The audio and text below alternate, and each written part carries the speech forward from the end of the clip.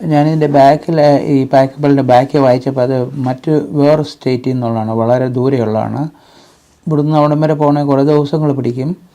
അപ്പോൾ ഇതിൻ്റെ സംഭവങ്ങളെല്ലാം റെഡി ആയിക്കൊണ്ട് അവർ ലീവ് ചെയ്യാനുള്ള പരിപാടിയിലാണ് നിൽക്കുന്നത്. ആൾക്കാർ വന്ന് കയറുന്നുണ്ട്.